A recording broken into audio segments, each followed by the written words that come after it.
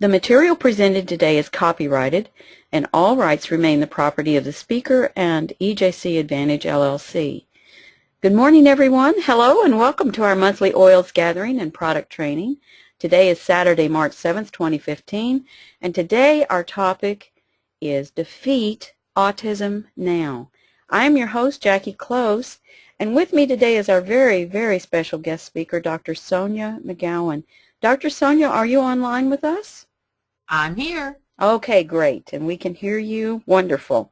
Thank you so much for being here, and I know everyone joins me in thanking you for making this much-needed information available at no cost to folks on this training. So to prepare for our training today, I'm applying release and believe and valor and frankincense. Now you can apply any oils you have. Great oils for preparing for training include peppermint, citrus fresh, lemon, brain power, frankincense, clarity. These are all great oils. If you have any of those oils, now is the time to take a drop or two. You can just open the bottle and inhale them right from the bottle, which is one of my favorite ways to enjoy oils. Or you can take a drop in your hand and apply it topically to the back of your neck or the soles of your feet, and then just inhale it right from your hands. And oh, it'll clear your head, make you feel so much better. So those are the oils I'm using today: Release, Valor, Believe, and Frankincense. And today we're going to be sharing a little bit about natural and alternative options for addressing this very serious concern for folks. And we ask that you please listen to the following required disclaimer. The information shared today is for educational purposes only and is not medical advice. FDA regulations prohibit the use of medical claims in conjunction with the sale of any product not approved by the FDA, and statements made herein have not been evaluated by the FDA. It's important to remember that what works for one person may not work exactly the same way for another, and we encourage you to seek the advice of a licensed professional. And that's one of the main reasons we've invited Dr. Sonia to do this webinar today. So let's get started with our program. Just to tell you a little bit about Dr. Sonia, she's worked with children and adults with autism and their families across 92 counties in Missouri since 1992. She's currently a licensed chiropractor and a DAN practitioner. And DAN means Defeat Autism Now. She is a DAN doctor, and she's going to explain more about this during her presentation. And I attended a program Dr. Sonia did in Perryville, Missouri in January. This is a picture I took there. She's extremely experienced, knowledgeable, and really easy to talk to. I'm very certain you're going to get a lot out of this presentation, and I'm just going to turn it over to you, Dr. Sonia. Take it away. Thank you so much. Let me get my presentation up here. All right. Well, thank you so much for having me. Like Jackie mentioned, I am a licensed chiropractor, and I'm also a Defeat Autism Now doctor. Starting in 1992, I was the Deputy Director of Outreach Services for the Judavine Center for Autism. And I worked with kids across 92 counties in Missouri, as Jackie mentioned. We're not seeing your presentation on the screen for some reason. Okay, well, here we go. I got to press that little button, I betcha. Did that do it? Yes. Okay, wonderful. So what I experienced in working with families all across the state is when I first began in the 90s, autism was rare. It was 2.5 in 10,000 kids. And as time went on, I discovered that we were really in the midst of an epidemic of autism. And of course that concerned me greatly. And as I did more research and training, I discovered that no genetic epidemic happens that quickly. And so there had to be some other reason for why so many kids were being diagnosed with autism. And so I discovered some of the work of Bernard Rimland, who was a pioneer in the field of autism, and he began training doctors in a biomedical approach to address some of the symptoms of kids with autism. And so that's some of what I'm going to talk about today. So I'm going to talk to you about my experiences in my clinic. Again, I'm a chiropractor in Jeff City, Missouri, and I see a wide variety of kids, not only on the autism spectrum, but I see kids with a variety of disabilities, from brain injury to cerebral palsy to vaccine injury. So I see a wide variety of these kids, and honestly, the things that I'm going to talk about today apply to all kids on a disability spectrum. It's specific to autism, yes, but these, the things that I'm going to talk about seem to apply to any kid with an issue. So please keep in mind, again, like Jackie mentioned, these are my experiences. While I am a doctor, I am not your doctor or your family's doctor. I would love to be if you choose that route, but please make sure that you take this with as I intend it, to just share my experiences. I assume that if you are on this webinar, you are familiar with autism. Maybe you have a child who has autism or someone in your family. And so, assuming that, I am not going to go into great detail, or actually any detail, about the actual symptoms of autism as we know them, as according to the DSM-4 or 5. I'm trusting that you understand, the lack of communication, the sensory problems, and all the other things that are involved with autism. So let's talk now about some of the common characteristics I see in kids with autism in my clinic. So no matter, where on the continuum of autism kids fall, these are things I see in the wide variety of kids who come to me for help. So number one, I see lots of skin problems, and they manifest in a variety of ways.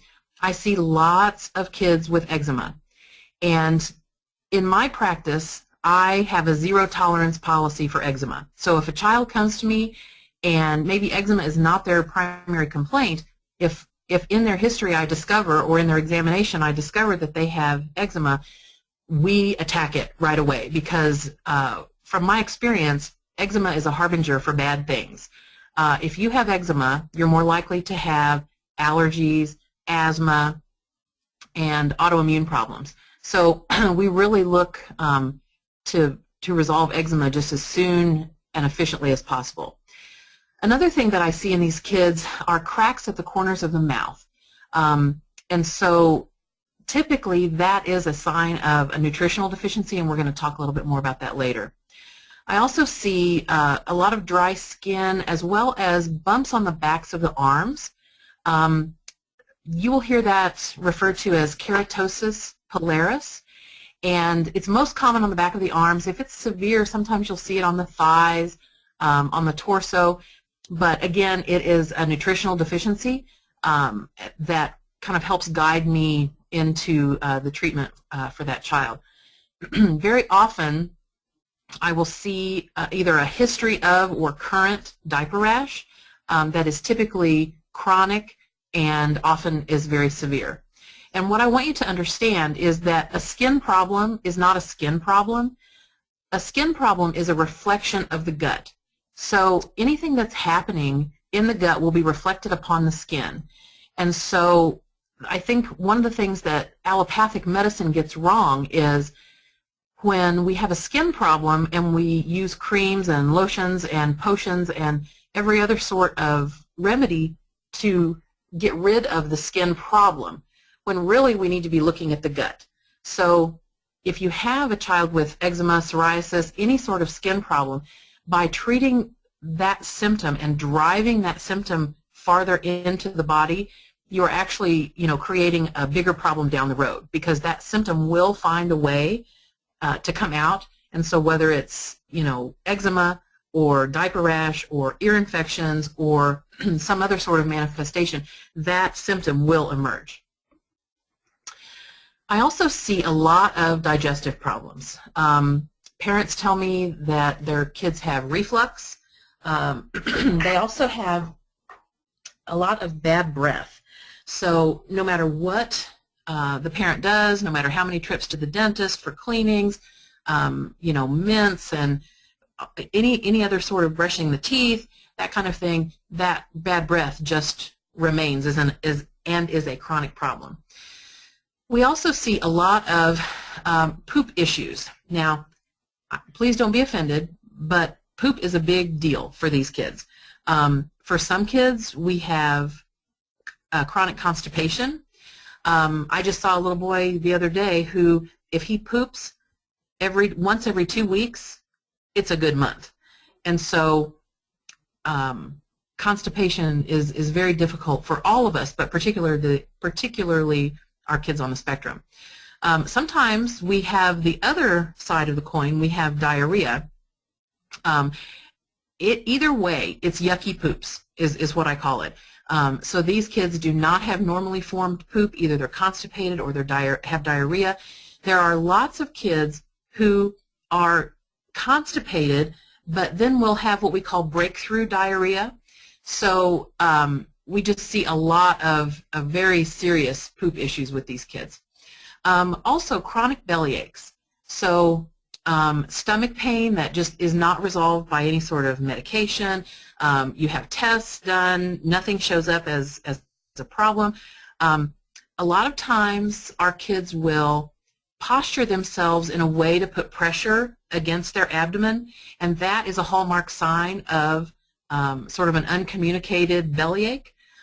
We also see kids who will have self-injurious behavior targeted at their abdomen. So kids who will punch themselves in the abdomen, who will throw themselves over, you know, the backs of chairs and things like that. And again, that is a sign that kid is having some digestive and belly pain.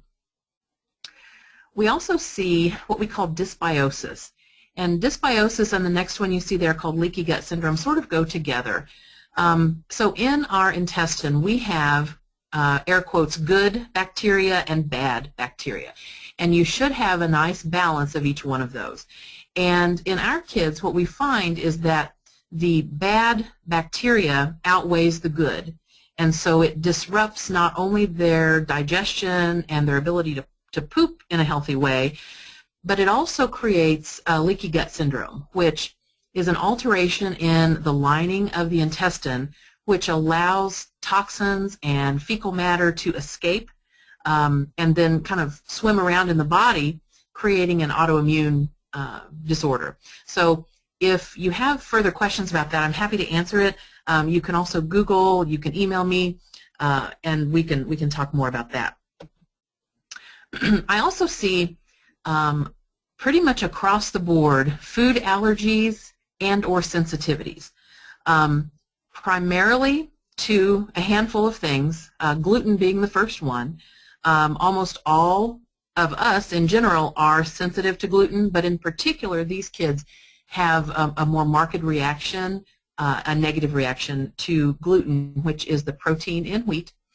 We also see these kids have a negative reaction to the protein in milk called casein, and I should say cow milk. So a lot of times our kids do better if we do an elimination diet, taking away casein and gluten. We also see these kids are very, very sensitive to foods that contain glutamate and aspartate, which are excitatory neurotoxins. And we're going to talk in a minute about how our kids cannot detoxify.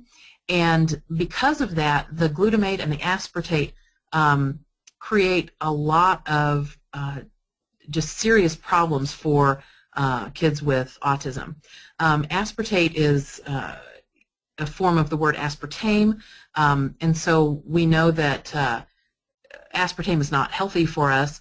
Glutamate, you find that in things like MSG, and I have a child who is extremely sensitive to MSG, so it's a serious problem, and we're going to talk more about how you can avoid those things.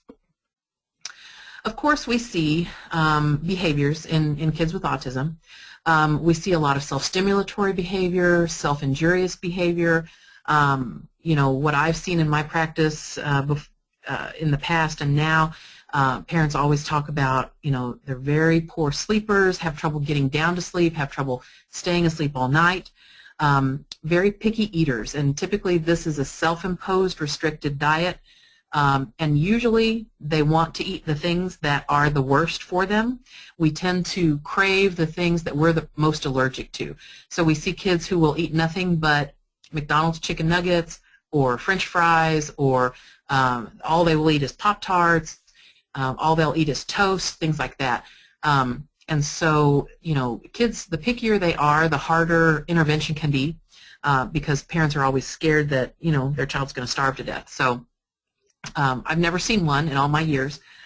So I hope to help you sort of find your way to changing some of their eating habits as well. So we mentioned some poop issues, of course. We have the constipation, we have the diarrhea, but we also have sometimes in kids behaviors around poop. So sometimes soiling their pants or smearing, which is a very distressing problem for parents. And then we also see a lot of bedwetting too. And there are some strategies that we can use to address bedwetting as well. So this is sort of my area of expertise, is the common biomedical profile in kids with autism, and we're going to talk a lot about that today. So what we see in kids on the spectrum is that they, across the board, are low in essential fatty acids, and they do not absorb dietary fats in the same way that you and I do. We also see that they are low, particularly in zinc, but in other minerals as well. They have something called impaired methylation. Now, methylation is a biochemical process by which you put a methyl group onto another molecule. Of course, we don't have time to go through all of that today, but if you were to Google autism and methylation, you would get more information probably than you could read today. But in a nutshell, methylation is required for vital pathways of metabolism. If you do not have appropriate methylation pathways, it affects your dopamine and serotonin synthesis.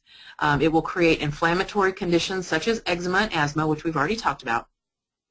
And methylation is required for the production of glutathione, and we're going to talk more about glutathione here in just a minute. We also see in our kids something called impaired sulfation. So methylation and sulfation, again, are biochemical processes that our kids just don't do very well. So sulfation is linked to gut dysfunction. Some of that we've talked about a little bit already. It will cause an increased likelihood of candidiasis. Many of you may have already struggled with some candida issues in your kids. Candida is a fungus. It's one of the bad, in air quotes, bacteria that, or sorry, fungi that are in our intestine. It's normal for us to have candida bacteria, but when there's an imbalance of the good and bad flora, it will cause a great deal of issues digestively. When you cannot sulfate, it makes the digestion of proteins nearly impossible. So if you never eat protein, or you cannot synthesize protein, you're going to have a lot of problems with your blood sugar. You're going to have difficulty making amino acids and making neurotransmitters, and you're going to see how all of this ties together as we keep talking. And again, an impaired sulfation will set the stage for leaky gut syndrome, which we've already talked about. Now, we also see in kids something called adrenal fatigue in about 40% of kids on the spectrum. So our adrenal glands are two little glands that sit on top of our kidneys, and they are responsible for making epinephrine and different neurotransmitters and hormones that I'm sure you're familiar with. And because our kids have, you know, a lot of anxiety, and they have a lot, their lives are very stressful because of their issues, we find that they have something called adrenal fatigue. So those adrenal glands get a little bit wrung out. They don't work quite as well as they should, and so that will cause sleep problems. It will cause behavior problems. So if you're interested in that, you can Google adrenal fatigue and get quite a lot of information. Because our kids do not detoxify very well, they have increased levels of ammonia. It's normal for us to have ammonia in our bodies. It's a normal biochemical byproduct. But you and I are able to, turn that into something else. We're able to flush it out of our system. But kids on the spectrum cannot. So they have increased ammonia. They cannot detoxify a variety of things, but particularly heavy metals.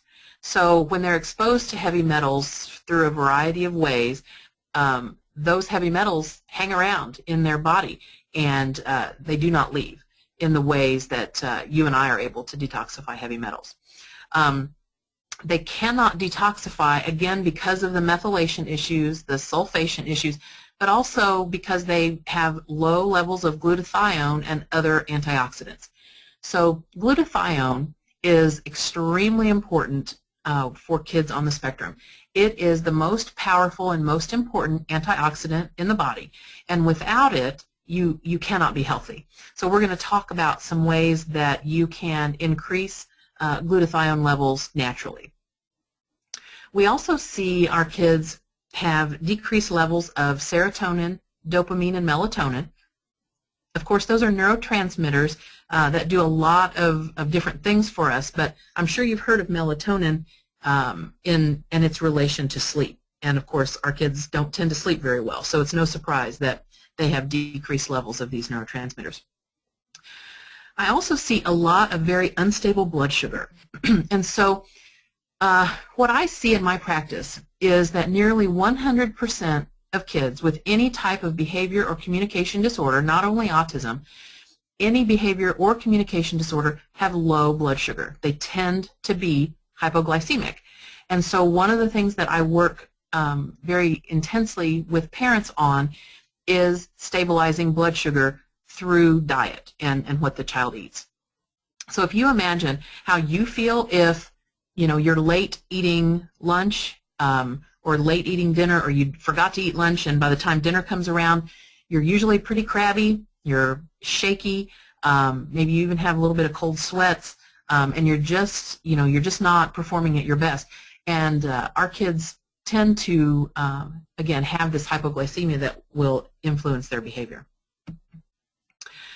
And I've sort of alluded to this already, that we have differences in neurotransmitters. Serotonin is derived from tryptophan, which comes from the food that we eat. Serotonin mediates gut movement, and we've already talked about how our kids have a lot of trouble with their digestive system. So it makes sense that if you have lower levels of serotonin, you're likely to have some digestive problems. Serotonin is also involved in perceptions of social situations, and low levels of it will lead to behaviors that can look like obsessive-compulsive type behaviors, depression, anxiety. So if you've got a child or a family member with autism, you can probably see, a lot of obsessive behavior, compulsive behavior, anxiety. We also see differences in dopamine, and dopamine is involved in the immune system. Our kids tend to have a very depressed immune system. It just does not work very well. And so dopamine is implicated in that. Dopamine can also be related to behaviors that are typically associated with things like ADHD or schizophrenia.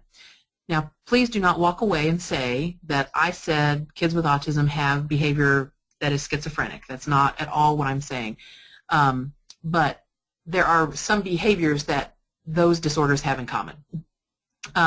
Dopamine is also implicated in restless leg syndrome, arousal, depression, and reward-motivated behavior.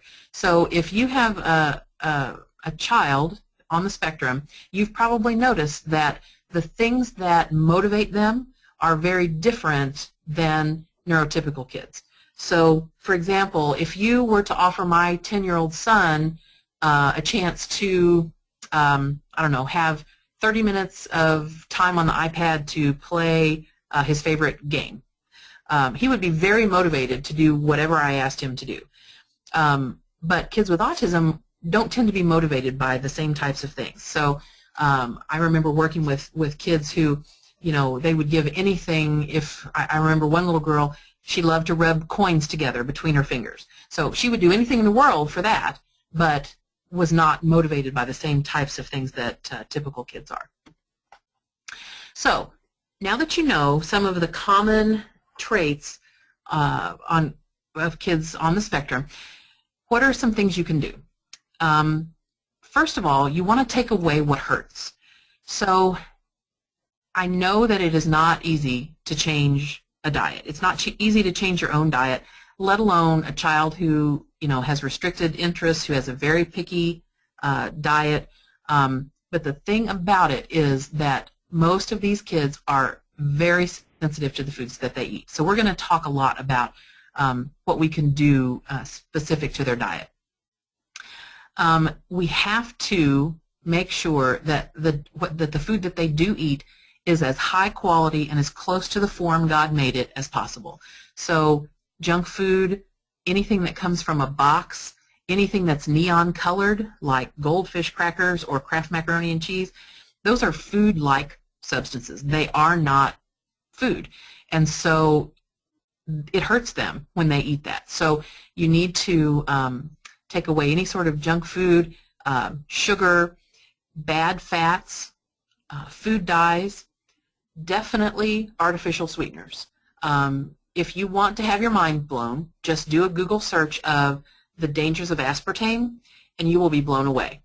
Artificial sweeteners are poison and should be consumed by no one, but definitely not a child with any sort of issue. And the other thing is MSG, being very vigilant about MSG. It is hidden in lots of sources in our food supply, so you have to familiarize yourself with MSG and its other pseudonyms, because it's often called just something simple like natural flavorings. That's another way to say that something has MSG. Add what helps. So, of course, therapies, sources of good fats. So remember, one of the first things I said was that our kids have low levels of essential fatty acids and they do not assimilate dietary fats as well as you and I do. And so it's very important that they have plenty of good fat in their diet. So things like olive oil, coconut oil, avocado oil, real butter, all those things are excellent sources of good fats. Whole foods in a wide variety. Now, this is not easy with kids with autism. While I do not have a child with autism, I do have a child with some special needs, and I know that it is not easy to change their diet and to get them to try new things. But your goal should be whole foods in a wide variety. So again, foods that are as close to the way God made them as possible. This is a very easy thing that you can try. Epsom salt baths are easy, they're not expensive, and they are very good at calming a child, helping them sleep at bedtime, and also helping them poop, because Epsom salt is magnesium sulfate. And remember, our kids do not perform sulfation very well, so when you soak them in a tub of Epsom salt, which has sulfur in it, it allows for an uptake transdermally of the magnesium sulfate, which is very therapeutic. You can also use supplements, and we're going to talk some more about that, as well as Young Living essential oils. So we talked about, in the beginning, about excitatory neurotransmitters, the glutamate, the aspartate. So just understand that if you can encourage foods that decrease glutamate and aspartate, your child will feel better and will probably behave better. So foods that decrease excitatory neurotransmitters that you should feed them are things like sweet potatoes, carrots, spinach, broccoli, blackstrap molasses, asparagus, almonds, raspberries, oats, apples, oranges, and rice. One note about the rice. Please make sure that any rice that you buy is organic. because commercially available non-organic rice tends to have arsenic and other yucky things in it.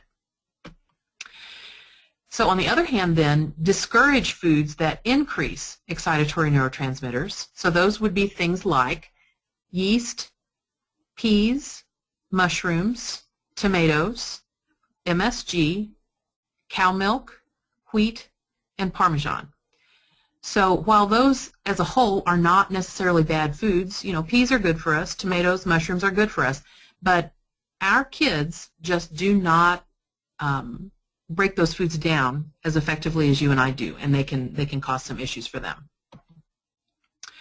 So these are some foods that support serotonin production: bananas, dates, papayas, sunflower seeds, avocado, walnuts, hazelnuts, and cauliflower. So all of those things would be very good to help the body produce serotonin, as well as green tea. Now, green tea really is a superfood because not only does it support serotonin, it supports dopamine and it creates endorphins in the body. It is also loaded with antioxidants, which our kids desperately need. So if you can find and brew a green tea that your child likes, even if you need to sweeten it with stevia, green tea is an excellent thing to expose your child to and hope that they would drink.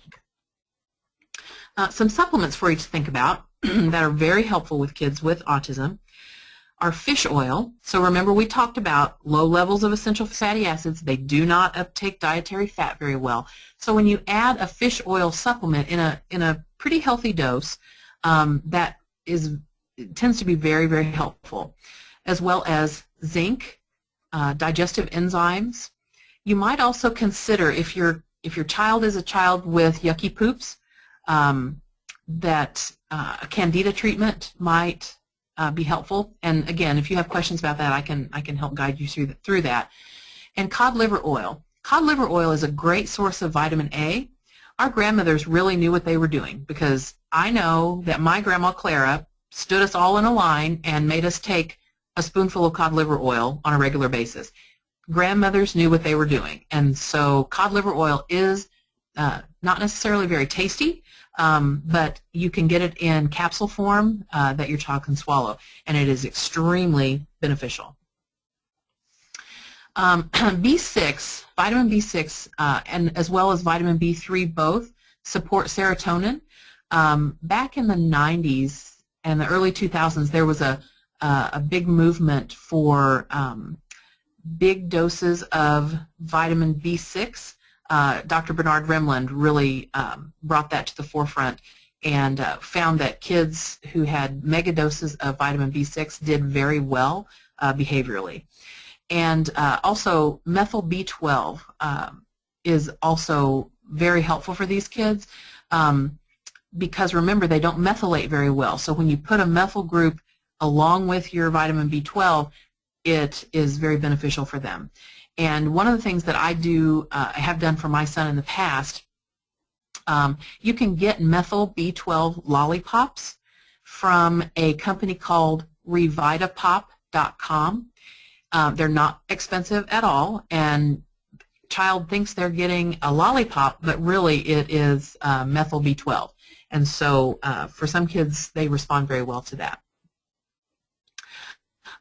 So you can use supplements to increase a child's level of glutathione.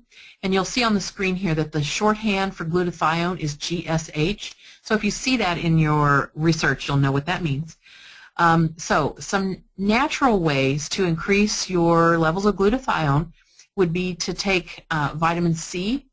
And when you put it together with a vitamin E supplement, they work together beautifully as an antioxidant and to increase the levels of glutathione, which is also an antioxidant.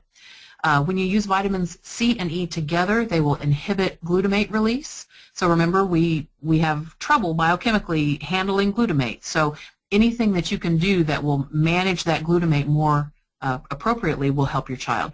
Vitamin C is a precursor to glutathione, so giving vitamin C is very helpful.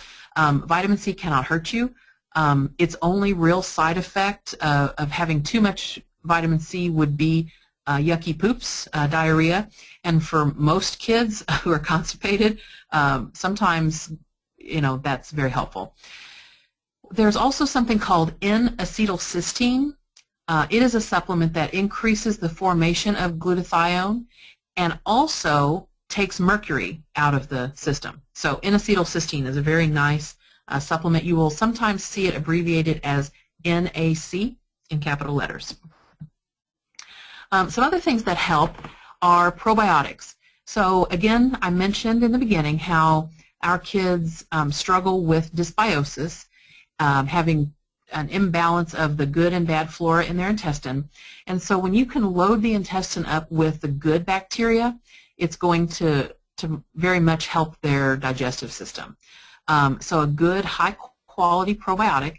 And again, supplements are very helpful, but you want to make sure that you're talking to someone who's versed in using supplements.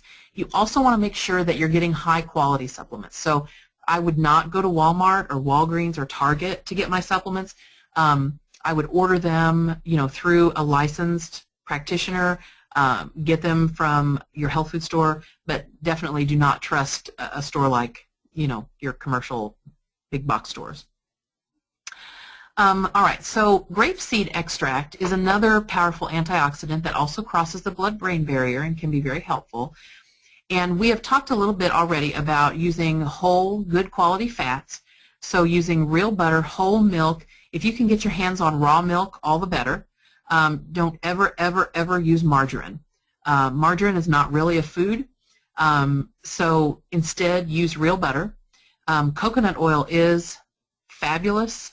You can use coconut oil internally. You can mix it in foods. You can just eat it by the spoonful. You can also use it topically as a lotion. Coconut oil is antibacterial, antiviral, and antifungal.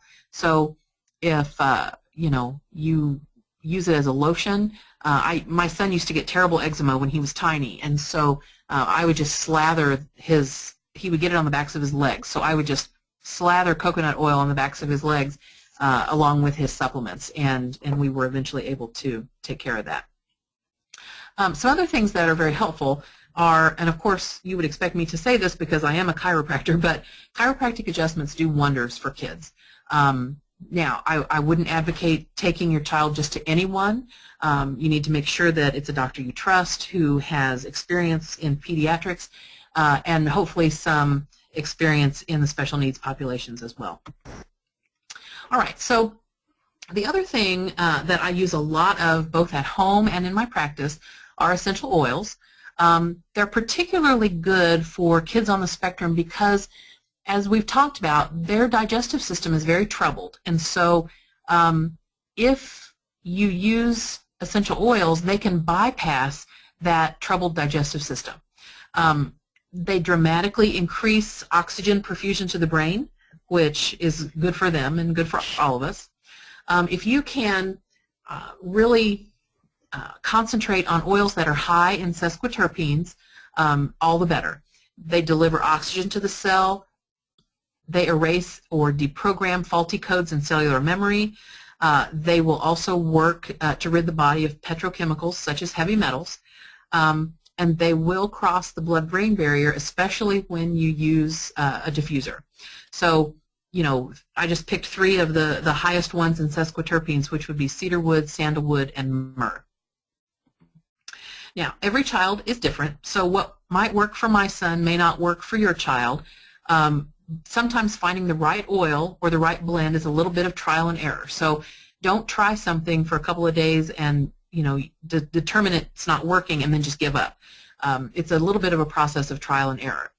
And also keep in mind that because of their biochemical differences, some kids on the spectrum will react differently than we might expect to certain oils. So, for example, I've had parents who used lavender expecting it to be calming and help the child sleep, when really it sort of revved them up and kept them from sleeping.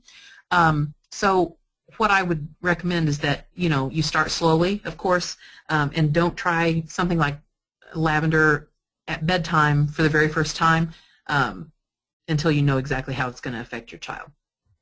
So let's talk about some oils specific to the particular biochemical differences in kids with autism. So we know, of course, we've talked a lot about the fact that our kids have a troubled digestive system. So a handful of oils that you might consider to support their digestive system would be digize, purification, peppermint, and orange, and also using Ningxia Red every day. I know that with my child, again, he doesn't have autism, but he's got some digestive issues, and so once we began using Ningxia Red every single morning, we've had really good results, stabilizing his blood sugar and just helping his digestive system in general. All right, so blood sugar support. Remember I said nearly 100% of the kids I see in my clinic have blood sugar problems. And so some that you might consider using, some oils to support blood sugar, would be Endoflex, lemongrass, fennel, dill, ocotea, and again, Ningxia Red is very, very good for stabilizing blood sugar.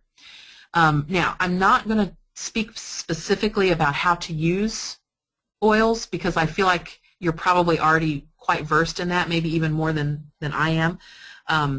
I'm just really wanting to share with you what I have found to be successful for these particular issues. All right, so immune system support. Lemon or really any citrus oil is going to be very supportive to the child's immune system. You can also think about using frankincense, lemongrass, and citronella. Anxiety. Of course, our kids tend to have quite a high level of anxiety, so you might try some of these oils for that. Lavender and Peace of Calming, of course, but remember, some kids don't always respond the same way to certain oils that we would expect. You may try Stress Away, Valor, Vetiver, and Bergamot. My son has a bit of anxiety, and he really, really does well when we use Vetiver, especially before he heads off to school. All right, so if your child has sleep issues, these are a handful of oils that you might consider. Lavender, Peace and Calming, and Stress Away, as well as Vetiver and cedarwood. So remember that cedarwood is our sleepy oil. It makes your brain make melatonin. So we use cedarwood religiously with my son in his diffuser every single night. Again, remember, it is one of the oil's highest in sesquiterpenes. So, and it's not very expensive. So if you're putting your Essential Rewards order in, I would go with cedarwood if you don't already have it. All right, so detoxification. We know that our kids don't do this very well on a biochemical level, so some oils you can use to support that would be grapefruit, Endoflex, lemon, or any citrus oil. And what I've discovered is when you pair lemon and fennel together, there's something very magical about that combination that really helps the detoxification process.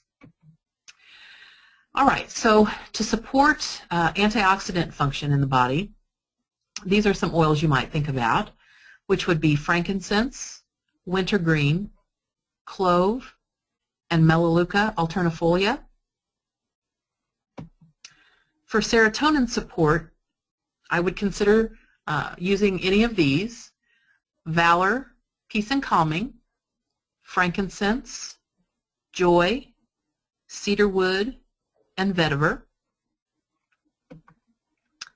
For dopamine support, consider using peppermint, Valor, and cedarwood. See how cedarwood just keeps coming up over and over again? It's an excellent oil. For adrenal fatigue, the very first thing I reach for in any kid with adrenal fatigue is nutmeg. And I put 1 drop over the back around the area where the kidneys are. You might also consider frankincense and Endoflex. For heavy metal detoxification, you can consider coriander, clove, Endoflex, helichrysum, and Juvaflex. So some hints. I would suggest that you alternate oils in your diffuser about every 3 to 4 days, because the brain needs time to absorb the same oil on multiple days to get the most benefit. So instead of switching out oils multiple times a day or alternating them every day, pick one or pick a blend and stick with it for 3 to 4 days. Consider starting with a single oil on the feet to gauge the progress and the child's reaction. So if they're going to have sort of an idiosyncratic response to an oil, you want to have started small and maybe not at bedtime, so you can sort of gauge how they're going to react to that. Once you've determined that your child responds very well to single oils, then maybe consider moving to blends. So if you are interested in consulting with me, my practice is called Health Quest Physicians Group in Jeff City, Missouri, and that is my clinic phone number. Also, feel free to email me anytime. That's actually probably the best way to get in touch with me is by email. If you have specific questions, if you're interested in becoming a patient, anything like that, I'm more than happy to consult with you about.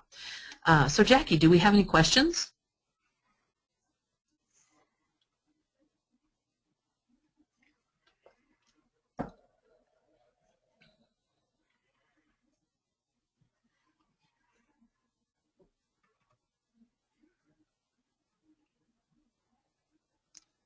Jackie, I'm not hearing you if you're talking. Okay, sorry about that. Thank you for letting me know. Here you go. Oh, no problem. I'm just wondering if we have any questions. We do, and I'm trying to make sure I can see all of them. How do I know our son might have leaky gut syndrome? Can you answer that one? Sure.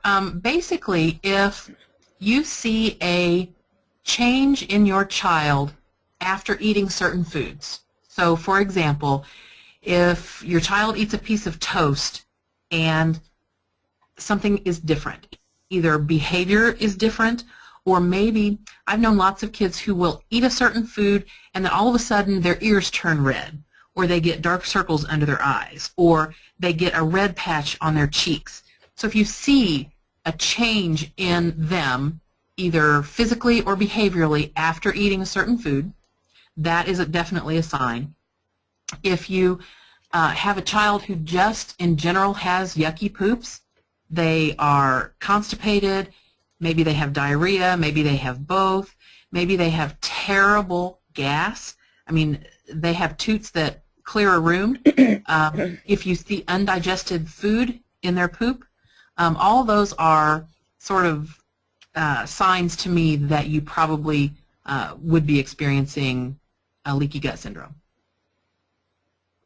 Okay, we had another question. You mentioned fish oil and cod liver oil.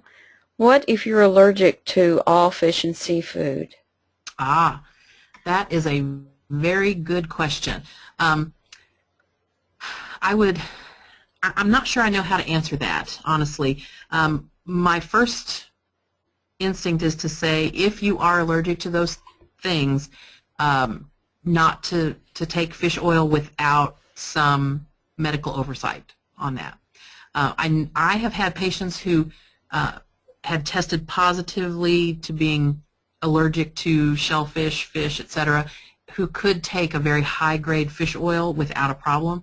But again, that's something you would want to have some help with. Let's see. We've had questions about where to get a copy of the recording, and that will be available on our website. Can you give the presentation back over to me? Yes, do I hit change presenter? Maybe I can do it. Let's see. Aha. Ah, you did it. Okay. Okay, here we go. We will have this recording posted on our website, hopefully, by Monday, March the 9th, and anyone will be able to watch the replay of the video on that website, www.naturesmoldrx.com, for free for at least the next month. It will be there. So www.naturesmoldrx.com, and you can find it there. And we've got a number of people asking if there's any way to get a copy of the slides, and I'm not sure about that. So I know that this is Dr. Sonia's presentation, not ours, but that video will be available, so you can always look at the video. And you can also play the video for your group if you know, if you have that capability. We've got a lot of people saying, "Great job, Dr. Sonia," and it was truly a wonderful presentation. Well, thank you. I appreciate it. And some people are offering some suggestions about some other things. Let's see. Thank you. Anybody else have any questions that you want to submit? Oh, okay. Do you recommend certain probiotics or fish oils? I know Young Living has both of those. Yes, I would go with Young Living's first, just because it's accessible to you and they're very, very high quality. And you know, when you pair oils with a supplement, the uptake on those are better than the supplement alone. In my clinic, I use Standard Process brand supplements because they're organic, they're whole food, and they are not terribly expensive. So if you can find a practitioner in your area who sells Standard Process, I think you'd be real happy with those. Again, anything that you would get from a health food store or from a freestanding clinic like mine is going to be of the highest quality. Don't ever, ever buy any of this from your commercial stores. Okay, and we're having a question, is there a way to get a list of the foods that you mentioned, the different foods and the different oils? Again, the webinar is going to be posted hopefully on our website by Monday. So you're welcome to watch it again, and you can take notes. You can pause it during the course of that. Somebody has suggested here that you could take a screenshot of a particular screen. Please don't do that for the entire presentation because this is copyrighted. So, you know, but if you're going to use it for yourself personally and not sharing it with other people, that would be okay. When starting a single essential oil, how often do I use it daily, and how many times should I diffuse or apply it? Well, you know, it really depends on your experience with oils and how your child tolerates. I know with my own child, who is 10, we start our day with essential oils. So he puts brain power on the crown of his head. He puts thieves and vetiver on the bottoms of his feet in the morning. And then at bedtime, we use a variety of different ones, but we always diffuse cedar wood, sometimes dream catcher, different oils in the diffuser every single night. Oils are safe. I mean, you could apply them as often as every hour, I would imagine. It just depends on how your child responds to them. Jackie, do you have any more you could say about that? I would always start with one of the diffusers that uses water. I think I asked you about this, and because you're going to use less oil that way, and children don't need a huge amount of oil. You had mentioned the home diffuser was extremely good. I know there are several diffusers that use water, but do you have anything else to say about that? Yeah, I think using as a small amount in the beginning is very important because you want to make sure that you have a therapeutic reaction. And remember, our kids do not detoxify very well, and sometimes oils can create a detox reaction. So you want to be sure you know what you're seeing. You know, are you seeing a detox reaction? Are you, you know, seeing an improvement due to this particular oil? So I would say start slowly, start one at a time, and just gauge their reaction and write it down. I really encourage my patients to keep journals of what their kids eat or what oils they're using and what their reactions are, so that we have the very best information to plan treatment. Okay, we've got another question. One of the participants says that I've learned that my 2 grandchildren are on the spectrum, but what does on the spectrum mean?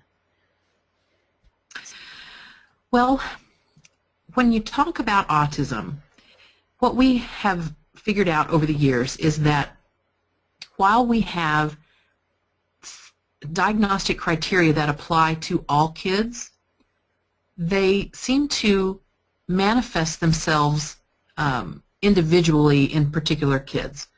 So while all kids with autism will have issues with communication, for example, there is a spectrum of which that seems to manifest in that child. So you can have a child with autism who is nonverbal, but you can also have a child with autism who is highly verbal but does not communicate very well. And so we call it a spectrum disorder because you have similar symptoms that manifest differently among the kids with that diagnosis. You also have a spectrum of severity. So kids who are more severely affected all the way down the spectrum to kids who are less severely affected. So in general, they call it Autism Spectrum Disorders, which is sort of an umbrella term that encompasses autism, Asperger's syndrome, and a couple of other different diagnoses. Okay, we have another question asking if you would mind repeating the oils that you use in the morning and at night. I think you gave just an example a while ago of what you use for your son. I did, yes. My son has dyslexia and auditory processing disorder, and he's very social and he's very verbal, but school is hard for him. And so he has to put forth a lot more effort than his peers to function throughout his school day. And so some of the things we use, always in the morning, we use brain power right on the top of the head. For him, that seems to be the right thing. We also use vetiver, and I tend to put that on the base of his skull, kind of where the neck meets the head. So vetiver on the back of his head is very helpful. I also try to keep him using thieves every single day. He's a kid who tends to get every little thing that goes around, so strep throat, stomach bug, yada yada. And so if I can make sure that he gets thieves on the bottoms of his feet every morning, we try to do that. And then also just sort of depending on what his mood is. If he's feeling particularly anxious about a test, I might put some joy over his heart or some valor over his heart. At bedtime, he particularly loves the oil called Dreamcatcher, and he likes to put both Dreamcatcher and cedarwood in his diffuser at the same time, and there's something magical about that for him. We have used different ones in the past, but that tends to be what we use most often. Okay, we have another question. What if a child is on a medication such as Prozac for anxiety and they want to try essential oils? Do they need to stop their medication before they start the essential oils? Well, I'm a drug-free practitioner, and so the bounds of my license don't let me give you specific advice on what to do about that. But if it were my child, I would try the oils even if he's on medication. If it were me and my family, my child. And hopefully what you would find is the oils work so well that you can work with your medical doctor to slowly remove the Prozac. And I will just add to that, any type of medication such as Prozac or anything of that nature, you need to be very careful about going off of it without a doctor actually monitoring and assisting you in doing that.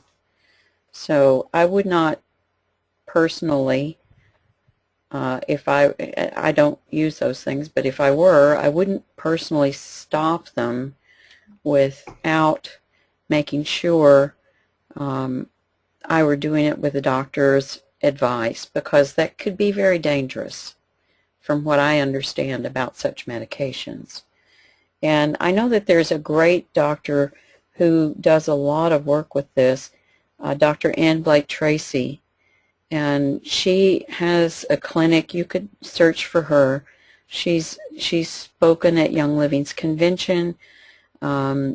She really works with people who are dealing with that sort of thing with children, and it is an epidemic today. So that would be my suggestion, to contact her. Anything you want to add to that, Dr. Sonia? You know, what I find is when kids are put on pharmaceuticals, what tends to happen is that those chemicals alter the function of the brain and the neurotransmitters in a negative way. And what we find is that kids tend to sort of get blunted in their social and emotional development. And so if they, you know, similarly, that if you started, you know, drinking alcohol or doing, I don't know, cocaine or something at age 16, you tend to sort of remain functioning emotionally and socially as a 16-year-old. Something similar tends to happen in these kids when they start taking Ritalin or Prozac, things like that. It really does affect their social and emotional maturation. So that's just, you know, another reason why I advocate for using food as treatment, supplements, and oils. I think that's a much safer route. Yeah. You're going to have a lot less side effects. Okay, I think that's all of the questions. Let me see if I can get this back up. One thing before we end the show today.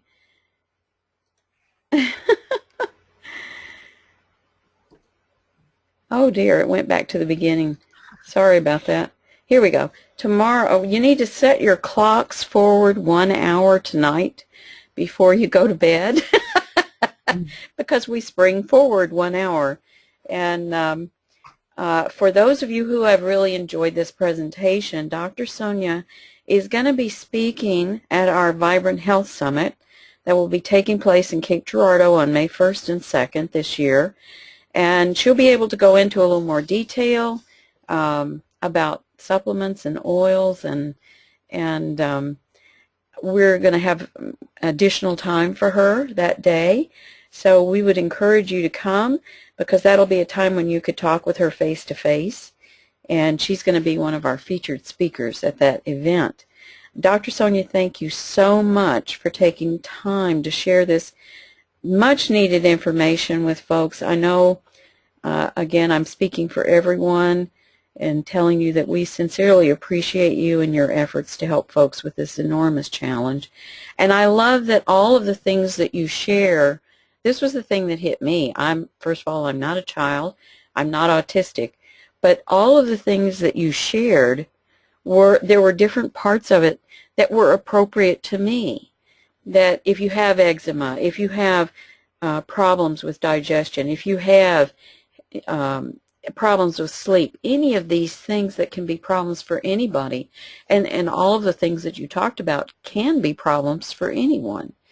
If they follow the advice that you gave, they're going to get great benefit from it. So, absolutely. Thank you so much. You are most welcome. Thanks for having me. Thank you. And thank everybody. We want to thank you all for being with us today. Thank you for being online and on the phones. If you need additional information about the May event, the Vibrant Health Summit, you can find it on Facebook. Just search for Vibrant Health Summit. And there will also be a link posted on our website in the near future at www.naturesmoldrx.com.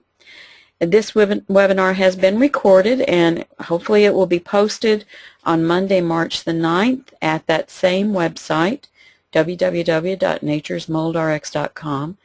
And it'll be on the page Monthly Oils Training. So if you go to the website and look on the right-hand side, there will be a list of pages, and it depends on your browser where it actually shows up. But there will be a list of pages that you can access, and you just go to the Monthly Oils Training page. So until next month, this is Jackie Close for myself, my husband, Dr. Ed Close, and our very special guest speaker, Dr. Sonia McGowin. We're sending you warm e-hugs across the miles. We ask that your life be blessed exceedingly, abundantly, above and beyond all you hope and dream, and that you be filled with faith, joy, gratitude, and vibrant health. God bless everyone. Goodbye for now.